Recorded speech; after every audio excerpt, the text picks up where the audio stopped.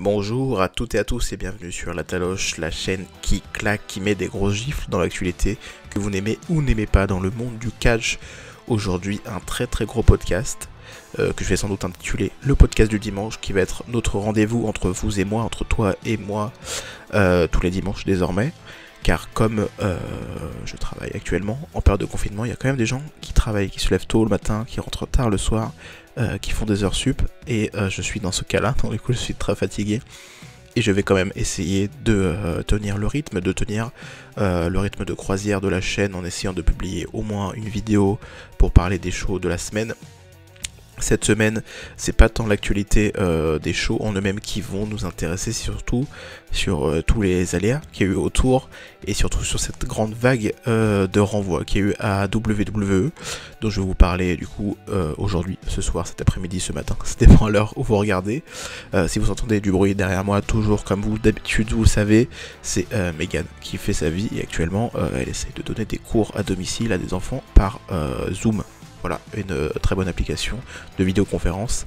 Donc voilà, si vous entendez quelqu'un derrière, une voix d'enfant ou une voix de femme tout court, c'est tout à fait normal.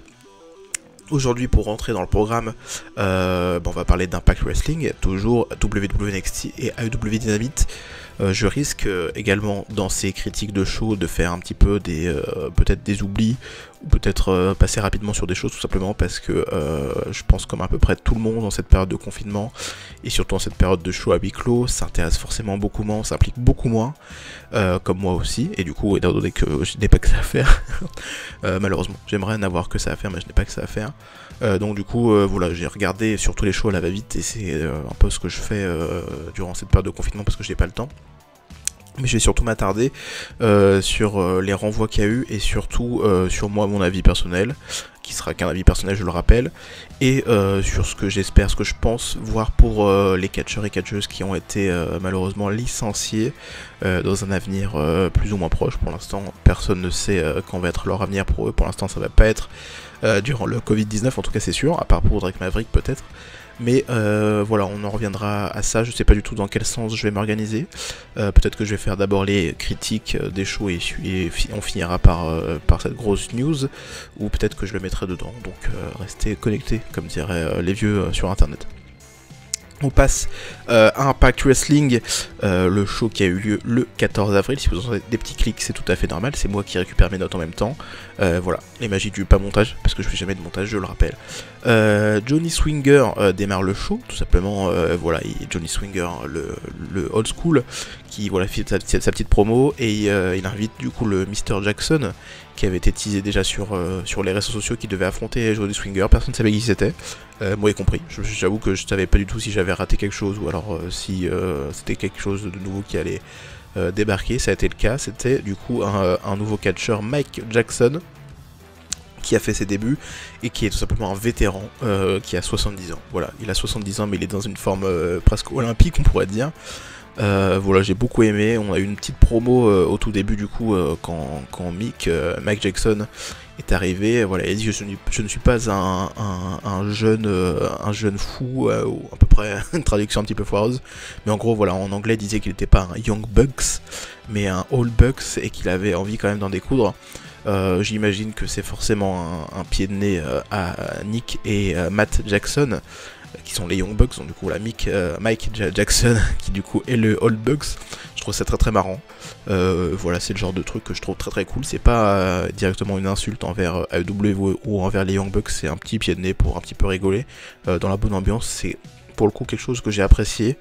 Johnny Swinger a quand même remporté le match, mais Mick Jackson a vraiment impressionné durant cet affrontement. J'avoue, pour un vétéran de 70 ans, il se débrouille très bien, le bougre. Voilà, il marche sur la troisième corde, il est plutôt à l'aise. Forcément, il est un petit peu vieux, donc il est aussi assez limité. Mais il fait quand même une très bonne prestation. D'ailleurs, tous les catcheurs étaient en train de le regarder dans les vestiaires, dans les backstage. Je sais pas du tout si ça a été diffusé pendant le show en lui-même, parce que comme je vous ai dit, j'ai regardé plutôt à la va-vite.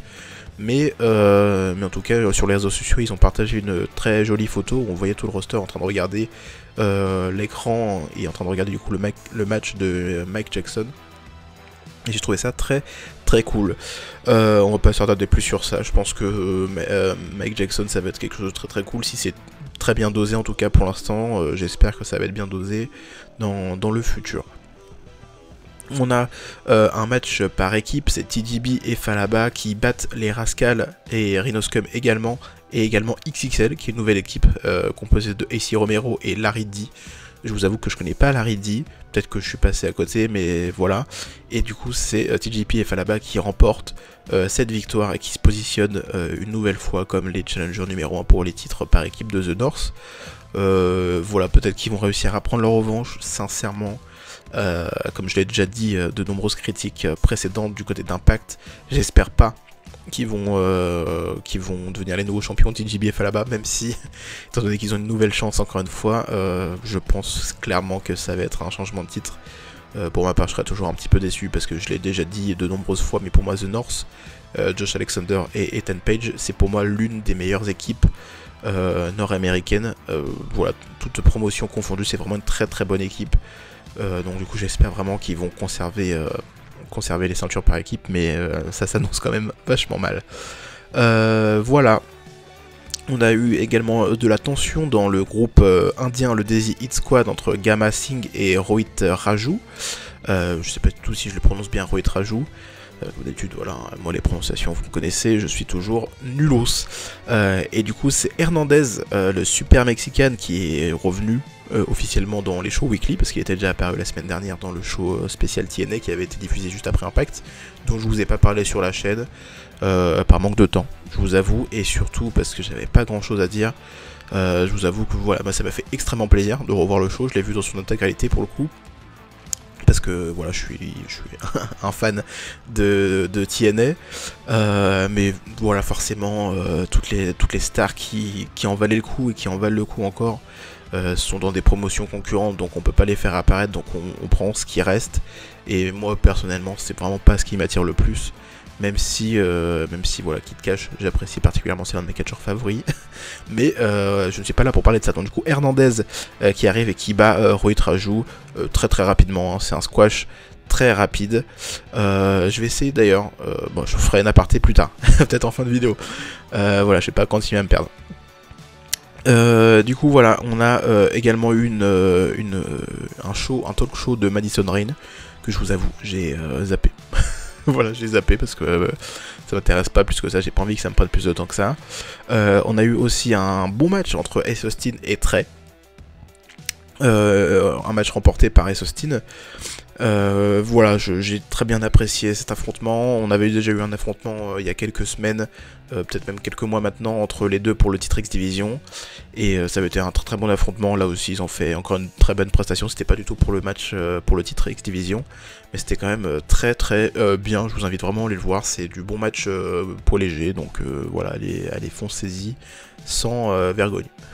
On a Tenille Dashwood, l'ancienne Emma du côté de NXT WWE, qui a fait son retour début. Je sais pas comment vous voulez vraiment annoncer ça, mais pour moi c'est vraiment des débuts, on va dire, des vrais débuts, avec voilà, et ça a été teasé depuis plusieurs semaines, tout ça, qui affronte Taya Valkyrie et qui remporte la victoire. Une grosse victoire pour le retour début de Tenille Dashwood, qui est pour moi l'une des catcheuses, voilà, qui est une très très bonne catcheuse. J'ai pas grand chose à dire de plus, ça s'annonce bien pour Tenille Dashwood. Juste après le match, on a Taya Valkyrie qui l'attaque directement avec une chaise et également une poubelle. Et Jordynne Grace qui vient sauver Tenille Dashwood. Voilà, je suis content de cet affrontement, parce que c'était un affrontement qui a duré plus d'un quart d'heure, qui était un très très bon affrontement, très honnête, je vous avoue. Voilà, je suis un petit peu déçu par contre de l'après-match qui décrédibilise un petit peu Tenille Dashwood, même si c'est pour créer plus un programme entre Jordynne Grace et Taya Valkyrie. Voilà, Taya Valkyrie, ça tourne en rond. Je pensais déjà qu'elle allait partir d'Impact depuis quelques semaines maintenant, depuis sa perte de titre, mais pas du tout. Elle se positionne toujours dans la route pour le titre Knockout.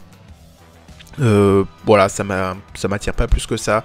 Tenille Dashwood, j'ai vraiment envie qu'elle prenne la relève et qu'elle relève cette division féminine, parce que clairement à Impact il n'y a pas besoin de la relever, elle est déjà très très bien menée, mais qu'elle qu'elle se positionne vraiment comme une tête d'affiche, quelque chose comme ça.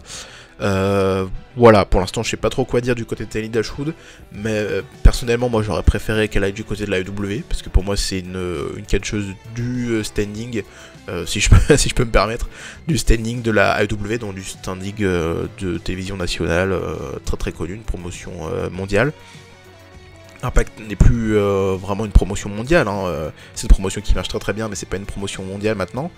Et du coup, j'ai l'impression que voilà, que ça tourne en rond. Je me rappelle pas s'il a fait un tour du côté de la Ring of Honor, je me rappelle plus. Je pense que oui, mais je suis plus du tout sûr, donc dites-le moi en commentaire si jamais vous vous rappelez, ou si jamais vous avez même des matchs à me conseiller quand on était à la Ring of Honor. Voilà, on a eu la signature de contrat entre Sami Callihan et Ken Shamrock pour le match à Rebellion. Voilà, c'était une très très bonne promo qui revenait un petit peu sur l'histoire de Sami Callihan du côté d'Impact. Voilà, qu'il a créé, que Sami Callihan a créé Eddie Edwards involontairement. Pour ceux qui n'avaient pas suivi, c'était Sami Callihan qui avait foutu un coup de batte de baseball directement dans le crâne d'Eddie Edwards. Malheureusement, c'était pas prévu comme ça à la base, hein. Il devait frapper sur une chaise qui était positionnée sur Eddie Edwards, mais malheureusement ça a glissé, donc du coup ça l'a frappé directement dans le visage, ce qui ensuite a amené avec la rivalité entre Sami Callihan et Eddie Edwards qui a changé de personnage pour devenir le Eddie Edwards qu'on connaît maintenant. Voilà, c'est une bonne promo pour conclure ce show. C'était bien dosé, j'ai trouvé. On a eu également Sami Callihan qui jouait psychologiquement avec Ken Shamrock, avec le fait que voilà, ils disparaissent et on voit des gens tout noirs vêtus avec juste une pancarte ICU sur le visage, qu'une feuille, hein, une simple feuille. Donc voilà, c'est une fin de c'est une fin de show que j'ai vraiment bien apprécié. Ce côté un petit peu mystique autour de Sami Callihan, c'est étonnant, mais ça me parle plus que ce qu'on a vu ces dernières semaines avec juste lui qui disparaît dans le noir. Donc voilà, c'est vraiment quelque chose que j'ai bien apprécié. Du coup on conclut ce show avec cette signature de contrat. Pour un petit peu rappeler ce qui va se passer à Rebellion, j'ai eu cette magnifique annonce, et d'ailleurs j'en ai parlé avec Queen Green sur Discord. On a échangé juste 2 messages, mais voilà, on en a parlé.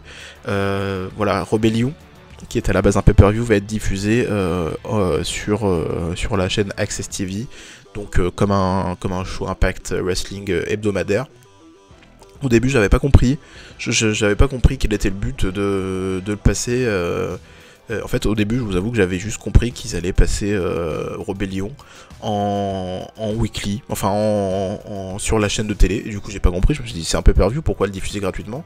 Et en fait c'est tout simplement parce que, comme vous le savez, dans cette période c'est un petit peu difficile de faire du contenu, et Impact avait eu pas la bonne idée, parce qu'ils savaient pas du tout ce qui allait se passer, mais en tout cas ils enregistrent toujours beaucoup d'épisodes en avance, donc du coup ils avaient du contenu en avance, et Rebellion du coup va servir de contenu encore pour continuer à alimenter le contrat télé. Et donc du coup Rebellion va être séparé en 2 shows, et du coup ça va être deux shows hebdomadaires voilà, séparés pour créer une sorte de pay-per-view scindé en 2 sur 2 semaines. Si j'ai bien compris, c'est sur 2 semaines, peut-être que c'est sur juste une semaine mais en show hebdomadaire, je sais pas trop. Mais en tout cas, voilà, c'est une bonne idée de la part d'Impact. Et voilà, malheureusement pour eux, j'ai appris des nouvelles voilà, en me renseignant vite fait, que Tessa Blanchard ne pourra pas être présente parce qu'elle est bloquée en Californie. Il me semble que The North aussi vont pas pouvoir être présents parce qu'ils sont bloqués tout simplement au Canada. Donc compliqué hein, tout ce qui se passe là. Voilà, j'espère quand même que ça va être un bon show, et je pense qu'ils vont très bien le faire. Mais j'ai quand même un petit peu peur de la non-présence quand même des champions par équipe et de la championne du monde. Donc voilà, je sais pas trop quoi dire de plus, c'était un show plutôt agréable. On passe au second show, donc du coup je terminerai sans doute ce podcast du dimanche avec les news des renvoyés de la WWE. Mais tout de suite on va parler de WWE NXT, que je trouve plutôt sympathique dans sa globalité. On a commencé le show avec un match entre Finn Balor et Fabian Aichner. Fabian Aichner est-il du coup basé en Floride apparemment, parce que du coup il a pu être présent. Voilà, on continue d'alimenter cette rivalité autour de Finn Balor et de Walter. Voilà, Imperium qui du coup ne peut pas être impliqué, j'imagine que c'est un peu plus difficile. Il y avait quand même Marcel Barthel hein, qui était présent et qui accompagnait Fabian Aichner. Je sais pas du tout comment WWE arrive à se débrouiller pour avoir des talents de NXT UK en Floride, mais en tout cas il y arrive et c'est notre plus grand plaisir parce qu'on peut continuer à avoir un show qui se maintient et on voit que c'est pas juste voilà, on n'a pas juste récupéré deux trucs avec des bouts de ficelle. Donc du coup Finn Balor contre Fabian Aichner c'était un match très très cool, même si on était persuadé que Finn Balor allait gagner, ça a été le cas. Voilà, donc Finn Balor a remporté déjà la victoire contre Alexander Wolf, maintenant contre Fabian Aichner, il reste plus que Marcel Barthel. Et ensuite on pourra s'attaquer au big boss de fin de niveau, c'est Walter. Voilà, je sais pas du tout comment ils vont réussir à continuer cette rivalité durant des mois, parce que Walter n'est pas basé aux États-Unis pour sa part. Et d'ailleurs, il n'a pas trop envie d'aller aux États-Unis. Hein. C'est du coup pour ça d'ailleurs qu'il est resté à NXT UK, qu'il est à NXT UK. Je sais plus s'il est encore entraîneur à la VXV, mais en tout cas, voilà, il est basé en Europe et il veut pas partir d'Europe. Et d'ailleurs, grand bravo à lui. Hein. C'est le genre de personne que je respecte énormément dans ce business. Mais comment du coup ils vont réussir à continuer cette rivalité interposée, je sais pas du tout. J'espère que ça va pas être redondant. De ce que j'ai compris et de ce qu'on a vu suite au show, on va plutôt passer sur une sorte de programme secondaire, un itinéraire bis pour Finn Balor, pour voir prochainement, quand la situation sera plus stable, reprendre la rivalité autour de Walter et de Finn Balor. Donc voilà, une victoire de Finn Balor. Très logique avec son coup de grâce, et ensuite il a porté son Bloody Sunday. Voilà, victoire très très logique. On a eu également une promo de Charlotte Flair qui, voilà, elle parle qu'elle a battu tout le monde. Maintenant c'est la championne de NXT et qu'elle va faire en sorte que NXT redevienne humble. Et c'était très cool, et que maintenant du coup la prochaine challengeuse c'est Io Shirai. Et qu'on va voir ce que ça va amener tout simplement. Je sais pas trop comment vous récapituler, je sais plus parler du tout français. Voilà, donc c'était en tout cas j'ai trouvé que c'était une très bonne promo, plutôt honnête de la part de Charlotte Flair, qui du coup rapporte le titre NXT avec elle. Ça rapporte du prestige. D'ailleurs, NXT a réussi à remporter la guerre des téléspectateurs. Hein. Voilà. Personnellement, je vous avoue tout de suite que je déteste cette bagarre de téléspectateurs. Je trouve ça ridicule. Moi, tout ce qui m'apporte, c'est que autant AW que WNXT réussissent à rentrer dans l'objectif que la chaîne leur a imposé pour qu'ils puissent continuer à être diffusés. C'est tout. Voilà, que NXT fasse 683 000 et que AW Dynamic fasse 682 000, je m'en contrefous, mais je m'en tartine le cul. Mais d'une puissance, je vous avoue, mais je trouve ça fou. Alors autant, je fais une petite aparté, autant j'apprécie fortement les gens qui s'investissent derrière ça, et qui font, voilà, ils font des graphiques, des très très beaux graphiques d'ailleurs, qui partagent les news comme ça. Mais alors moi je m'en contrefous, franchement. Je trouve, j'arrive pas à comprendre quel est donc l'intérêt derrière ça, parce qu'on parle de même pas 1 million de spectateurs en fait. Si on était sur les deux shows sur des 2-3 millions de spectateurs et que ça se battait en duel, je trouverais ça marrant, et encore. Mais là, on parle de même pas 1 million de spectateurs, c'est ridicule comme bataille en fait. J'arrive pas à comprendre. Bref, on a eu Xiali contre Alia. Je sais pas, transition absolument pas. Xiali qui a battu Alia à mon plus grand plaisir, parce que je déteste Alia. Là, à partir de ce moment-là, la critique, le podcast, il va partir en couille. Hein. Vraiment, là, je vais juste dire de la merde à 100%. Voilà, donc Xiali remporte la victoire contre Alia très rapidement, avec son spinning kick. Pas grand chose à dire de plus. Suite à ça, on a eu également une vidéo promotionnelle du tournoi qui va déterminer le prochain champion poids léger intérimaire. Voilà, c'est une nouvelle appellation. Donc voilà, sous cette appellation d'ailleurs très étrange se cache juste le fait que quand Jordan Devlin et quand la situation du coup autour de Covid-19 sera calmée, le nouveau champion Cruiserweight devra faire face à Jordan Devlin pour déterminer officiellement le nouveau champion poids léger, parce que du coup Jordan Devlin reste champion poids léger, hein, il est juste celui qui va déterminer va être juste champion par intérim, hein, en fait. Hein. Voilà, il va juste servir à illustrer la ceinture le temps que Jordan Devlin revienne. Voilà. On a eu également Matt Riddle qui était en discussion au téléphone avec Pete Dunne pour trouver une solution sur ce qui va se passer ce soir, parce que Matt Riddle ne peut toujours pas compter sur Pete, parce qu'il est basé en Angleterre, je le rappelle. Voilà, on a eu également du coup le premier match autour de ce tournoi poids moyen. D'ailleurs, je vais pas trop vous parler du tournoi en lui-même, parce que je vous avoue que je ne me suis pas du tout attardé sur ça. Apparemment, c'est un tournoi en points. Voilà, chaque victoire, il y a 2 blocs. Et chaque victoire, voilà, on est à New Japan, hein, concrètement. De ce que j'ai compris, en tout cas, on est à New Japan. Voilà, donc c'était Akira Tozawa contre Isaiah Swerve Scott. Voilà, c'est une victoire d'Akira Tozawa. Étonnamment. Voilà, il n'a pas fait de Noodle Moonsault hein, cette fois-ci. Mais il a remporté la victoire contre Isaiah Swerve Scott. Oh là là. Je suis plutôt étonné de cette victoire. Ça a positionné Akira Tozawa comme un challenger prétentieux, pas du tout, précieux et important dans ce tournoi. Je m'y attendais pas du tout. J'étais persuadé qu'Isaiah Swerve Scott allait remporter la victoire pour du coup prendre un petit peu l'avantage psychologique en tout cas dans ce tournoi, mais pas du tout. Ils ont préféré miser sur Akira Tozawa qui est un très très bon catcheur. Donc voilà, je suis plutôt content de ces victoires, plutôt étonné mais plutôt content. On a eu aussi une vignette pour l'un de mes catcheurs favoris, ça je pense que ça va faire plaisir au tonton Chris du catch-up. C'est El Hijo del Fantasma qui fait du coup une promo voilà, pour parler, qui va faire ses débuts la semaine prochaine. Et du coup, voilà. Putain, il gueule, hein, et voilà. Ils font beaucoup de bruit ici. J'espère qu'il va jamais écouter cette vidéo, sinon je vais me faire défoncer. El Hijo del Fantasma qui du coup va faire ses débuts la semaine prochaine. On a eu un petit peu une vidéo pour représenter le personnage qui du coup est un catcheur de 3ème génération. Et pour ceux qui ne le connaissent pas, je pense que vous allez être très très surpris et que vous allez vraiment adorer ce catcheur. Et voilà, rappelez-vous de ce moment-là, les gens qui m'écoutent et qui connaissent pas El Hijo del Fantasma, rappelez-vous de ce moment-là parce que je vous le dis directement, Suicide Dive. Suicide Dive. Et quand vous allez voir la semaine prochaine un Suicide Dive d'El Hijo del Fantasma, vous allez vous dire, ah ok, ça c'est un Suicide Dive, ok d'accord, très bien. Et voilà, on en reparle la semaine prochaine. Tegan Nox a battu Raquel Gonzalez, l'accompagnatrice, la garde du corps de Dakota Kai, avec un roll-up. Voilà, ça continue. La rivalité autour de Dakota Kai et Tegan Nox, qui a, on va dire, repris après ce match de l'échelle qui a eu lieu la semaine dernière. Est-ce que c'est la semaine dernière ou il y a 2 semaines? Je ne sais plus. Voilà, moi les jours se ressemblent tous, hein, je travaille tous les jours donc. Voilà. On avait eu également l'intervention de Shotzi Blackhearts hein, dans ce match, pardon.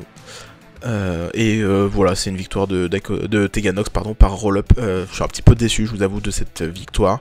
J'aurais bien aimé que Raquel Gonzalez détruise tout simplement Tegan Nox, voilà, pour la crédibiliser encore plus en tant que force destructrice. Mais pourquoi pas, voilà. On a eu également une promo de Keith Lee qui parlait de tout ce qu'il a fait avant d'arriver du côté de WWE. Voilà, j'ai bien apprécié cette promo, ça renforce le côté face de Keith Lee. D'ailleurs, je vous invite pas du tout à regarder le nouveau film de WWE Studio sur Netflix qui s'appelle The Main Event et cette magnifique traduction française qui s'appelle Le Catcheur Masqué. Voilà, où on voit Keith Lee. Je vous invite pas du tout à voir ce film parce qu'il est médiocre. Voilà. Si jamais vous voulez voir quelque chose de nul, et ben allez voir. Voilà. Même si vous êtes fan de catch, franchement ça rend pas du tout hommage au catch, hein, pas du tout. On a eu également Dexter Lumis, l'un de mes catcheurs favoris all time, qui est l'ancien Sam Shaw du côté de Samuel Shaw, du côté de la TNA, qui a battu un jobber que je ne connaissais pas, qui s'appelait T.I.T. Miles, peut-être quelque chose comme ça. Et voilà, voilà, j'ai rien de chose à dire. Dexter Lumis, il a tout simplement détruit T.I.T. Miles. Et voilà, il a proposé ce qu'il sait faire de très bien. Donc on part sur des bons spinebusters et surtout une prise de soumission à la fin qui je trouve très destructrice. Mais je reviendrai sans doute au cas Dexter Lumis à la fin de ce show parce que j'ai quelque chose à dire par contre. Voilà, on a eu encore une promo de Adam Cole. Voilà, d'Adam Cole qui est toujours à côté de sa piscine, à croire qu'il a filmé tout d'un coup. Et qui parle du coup de Velvet in Dream. Voilà, pas grand chose à dire. On a eu Velvet in Dream qui ensuite est arrivé pour un petit peu provoquer. le champion Adam Cole, il parle de Despidera, des choses comme ça, mais surtout, on a eu Finn Balor qui est apparu juste derrière Velvet in Dream. Suite à ça, les deux se sont un petit peu confrontés, hein, Finn Balor et Velvet in Dream se sont confrontés tous les deux. Et voilà, tout simplement, voilà, un début de confrontation. Peut-être que du coup c'est le programme que j'avais dit plus tôt, c'est un programme, on va dire, d'attente entre Finn Balor et Walter, et du coup l'autre côté de Adam Cole et de Velvet in Dream. Je sais pas du tout si du coup Adam Cole a décidé de ne pas être présent aux enregistrements, pour l'instant en tout cas, parce qu'il n'est pas du tout apparu physiquement depuis le début du confinement. Mais en tout cas, voilà, on se positionne sur un programme, on va dire, itinéraire bis, comme je l'ai dit, entre Finn Balor et Velvet in Dream. Et j'avoue que c'est très très cool. Mais qui est-ce qui va en ressortir grandi? Je ne sais pas encore, mais j'ai hâte de voir la suite autour de ça.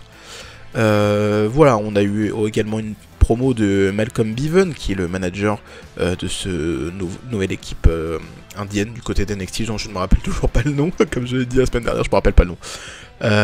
Voilà. Et on a fini le show avec un match qui était pour les titres par équipe de NXT. Et c'était pas là du coup les Indiens, c'était Roderick Strong et Bobby Fish. Tout simplement Kyle O'Reilly n'est pas là parce qu'il est diabétique, je le rappelle. Donc du coup c'est un petit peu compliqué pour lui, j'espère que tout va bien pour lui. Donc du coup il n'est pas présent à NXT et je pense qu'il va pas être présent jusqu'à la fin de cette épidémie, ou en tout cas quand ça va revenir un peu plus stable. Donc du coup Matt Riddle devait défendre les ceintures par équipe et il s'était organisé avec Pete Dunne qui apparaît sur l'écran géant pour annoncer son remplaçant, on va dire. Et du coup qui c'est qui va être le remplaçant? C'est le nouveau catcheur qui a été signé il n'y a pas si longtemps que ça à NXT au Performance Center, c'est Timothy Thatcher. Tim Thatcher qui du coup fait équipe avec Matt Riddle et qui conserve et remporte, on va dire, les titres par équipe. Donc du coup voilà, Timothy Thatcher, premier match à NXT, à la WWE, et directement victoire, directement champion par équipe NXT. Grosse performance, bravo à lui. Et voilà, j'ai pas regardé le match en lui-même, donc je pourrais pas vous dire vraiment ce que j'ai apprécié ou pas dans ce match-là. Moi je connais Timothy Thatcher d'avant d'NXT, surtout en indépendant. Et je sais que là je vais sans doute me faire des ennemis, mais Timothy Thatcher pour moi c'est juste la version 100% de Oney Lorcan en fait. Voilà, pour moi c'est des catcheurs qui se ressemblent beaucoup, mais Oney Lorcan c'est un brouillon et Timothy Thatcher c'est la version perfecte quoi. Donc voilà, Timothy Thatcher c'est un catcheur incroyable, il a une gueule, il a une prestance, il a aussi un très bon catch qui certes va sans doute pas vous envoyer du rêve parce que c'est surtout du catch technique, du catch point. Mais c'est du très très bon catch et il est très impactant dans ses coups. Donc je pourrais pas vous dire si du coup dans ce match là il a été aussi impactant qu'il l'est à l'accoutumée. Mais en tout cas c'est un très très bon catcheur que je vous invite vraiment à aller découvrir sur ce qu'il a fait avant. Si vous voulez en savoir un petit peu plus et un petit peu plus vous investir dans ce qu'il va proposer du côté d'NXT. Mais c'est très très cool pour lui et voilà, je suis très très content. D'ailleurs pendant le match on a eu Dexter Lumis qui est apparu sur l'écran et qui voilà, on avait un gros zoom sur ses yeux et qui se contentait de regarder le match. Donc qu'est-ce que ça signifie? Est-ce qu'il va se lancer dans la course au titre par équipe? Est-ce qu'il va se trouver un coéquipier du coup? Ce serait mieux pour lui. Mais voilà, je sais pas trop qu'est-ce que ça veut dire. Et du coup on termine le show avec Tommaso Ciampa qui fait une petite promo, voilà, un petit peu filmé comme s'il était dans une cave, et qui dit voilà, la semaine dernière il a perdu contre Johnny Gargano, il s'est fait avoir, mais voilà, il le félicite et on passe à autre chose, naninana. Et juste à ce moment là il se fait attaquer dans le dos, waouh, il se fait attaquer, il est du coup au sol, la caméra est également au sol, elle tombe, elle se met au sol, et là on voit quoi? On voit Killer Kross qui se baisse pour le chuchoter à l'oreille. Quelque chose, je me rappelle même plus quoi, et on voit également une botte en cuir qui appartient sans doute à Scarlett Bordeaux, et du coup voilà, d'ailleurs il dit TikTok, voilà, c'est ce qu'il dit.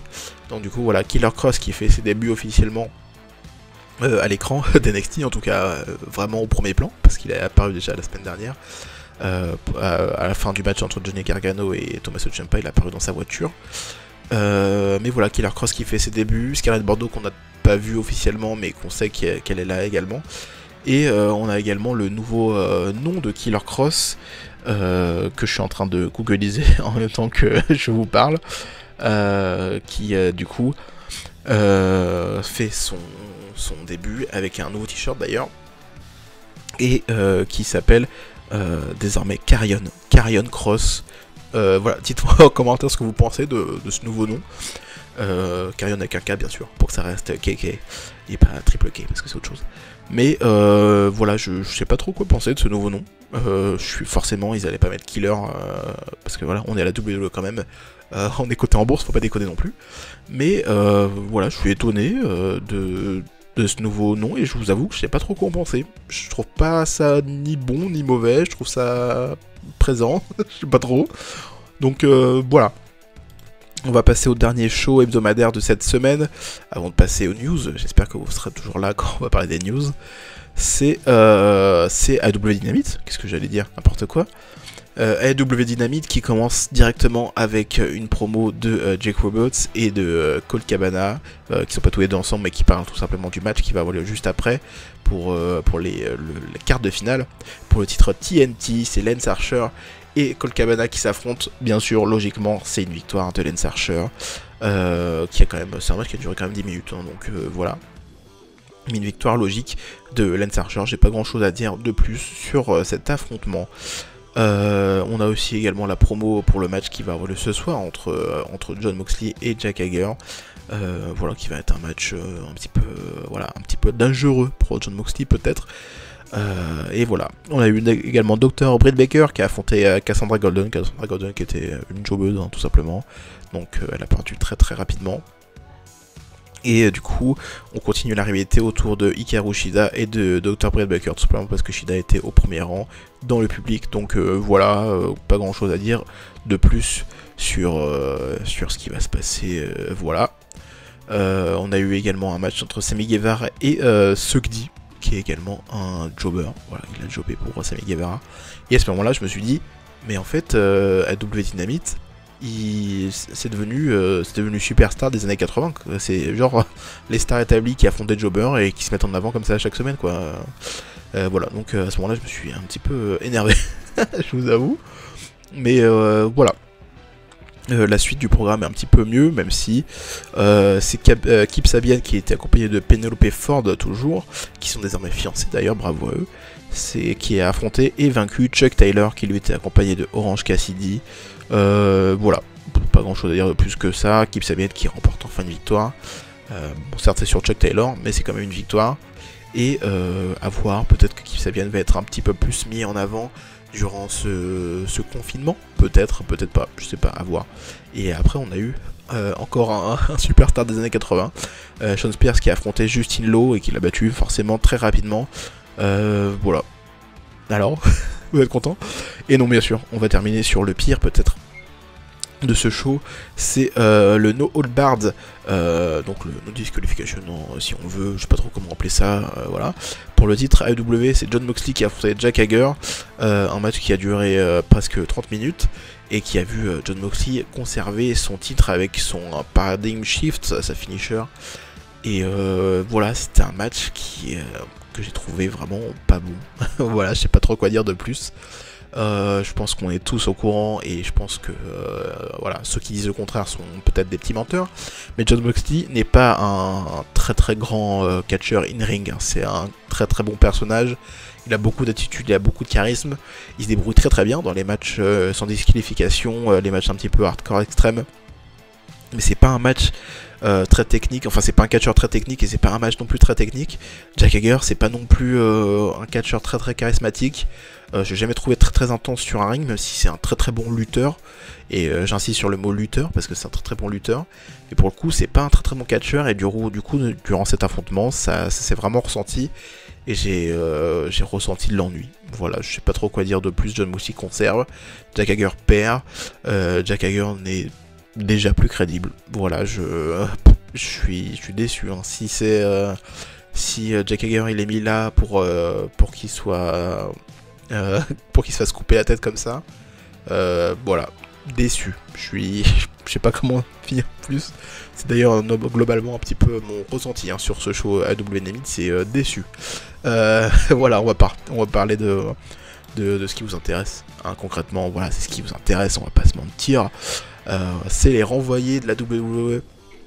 J'hésitais à faire une vidéo à part entière avec un gros titre putaclic, comme je l'ai fait d'ailleurs pour les critiques à chaud de WrestleMania nuit 1 et 2, mais je ne l'ai pas fait, tout simplement parce que je vous respecte, et que, voilà, j'ai aucune autre justification, hein, je vous avoue, parce que je respecte les viewers, et surtout parce que j'ai pas pu faire de critique à chaud des renvoyés, parce que sinon j'aurais fait un titre putaclic et je l'aurais sorti dans les 2 heures, comme à peu près tous les confrères qui l'ont fait. Bravo à vous d'avoir profité de ces renvois pour faire un maximum de thunes. C'est ce qu'on appelle le respect, bien sûr. Alors, les renvoyés, je vais un petit peu parler du contexte que vous connaissez sans doute, mais que je vais rappeler. On est en période de Covid-19.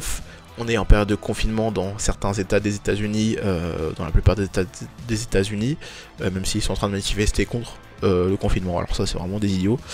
Et du coup, forcément, qui dit confinement, qui dit arrêt un petit peu des entreprises, dit forcément perte de revenus assez nette. Aux États-Unis, c'est pas comme chez nous, hein. On garantit pas que si tu travailles pas, tu auras le chômage économique, chômage technique, ce que tu veux.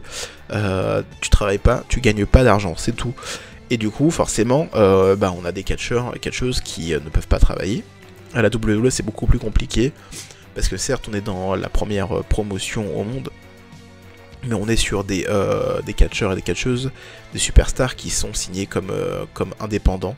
Donc forcément, ils gagnent pas de... Enfin, ça fonctionne pas comme nous, c'est beaucoup plus complexe que ce qu'on pourrait juste imaginer, d'un point de vue français, francophone, européen, voilà ce que vous voulez. Mais du coup, voilà, grâce à des magouillances, des manouilles, des magouilles, pardon, entre Vince McMahon et également sa femme Linda McMahon et son bon ami Donald Trump, qui est président des États-Unis, si vous avez raté ça. Voilà, donc forcément, on a un petit peu profité de tout ça pour faire en sorte que WWE soit considéré comme essentiel au business, du coup en Floride. Donc du coup, c'est comme ça que WWE peut désormais faire des shows live, parce qu'ils vont reprendre les shows live, ils ont d'ailleurs repris les shows live pour faire des shows live tous les lundi, mercredi et vendredi, directement depuis le Performance Center. Quand même, on est en période de Covid, donc on fait attention, on change le ring tout le temps, les cordes, tout est nettoyé entre les matchs. Et du coup, voilà, on a des superstars qui peuvent être présents, on va dire, d'autres qui habitent très loin, donc du coup ils peuvent pas être présents. Et forcément, on n'a pas de public. Donc quand on dit pas de public, surtout pendant plusieurs semaines et pendant plusieurs shows, on a une baisse de revenus très significative. Et forcément, quand on est une entreprise, et j'insiste sur ce fait qu'on est une entreprise, parce que vu ce que j'ai vu sur Twitter, j'ai l'impression que c'est le monde des bisounours. Mais quand on est une entreprise, l'important, et surtout l'essentiel, c'est le profit. Voilà, que vous soyez communiste, ce que vous voulez, on est dans une réalité. Le profit, c'est ce qui fait tourner une entreprise. Si une entreprise fait pas de profit, c'est qu'elle tourne à perte, et c'est que c'est de la merde en fait. C'est que les mecs, ils détruisent leur vie pour même pas être rentable, et ça c'est ridicule. Donc du coup, WWE, comme toutes les entreprises, et surtout comme une multinationale, ce qu'elle est, veut être rentable, et du coup forcément, si on peut pas faire de revenus par un certain moyen, on va essayer de compenser avec d'autres. Donc forcément, on a décidé, pas moi, parce que je suis pas à WWE, malheureusement, hein, sinon on serait sur une promotion très très qualitative. Mais WWE a décidé de couper le budget en virant des employés. Tout simplement, voilà, c'est le mot, hein. On va pas contourner en disant renvoi ou mis à pied. Ils sont renvoyés, on en a beaucoup. Moi, ce que je vais vous dire, c'est d'abord la liste des renvoyés, et ensuite ce que moi je pense et ce que j'espère surtout voir pour eux dans les prochains mois, du coup, plus que les prochaines semaines, parce que pour l'instant c'est bloqué, et surtout qu'ils ont tous leur contrat dans leur clause de non-compétitivité de 90 jours. Donc voilà, donc de toute façon dans tous les cas, pendant 90 jours ils pourront rien faire. Mais suite à ça, ils pourront sans doute refaire quelque chose, donc peut-être que dans 3 mois, la situation sera plus stabilisée. Donc ils pourront faire des choses, quoi, donc voilà. Et on commence la liste. Merci d'ailleurs à VoxCatch pour cette liste qui a été faite en temps réel. Et d'ailleurs pour leur site Global.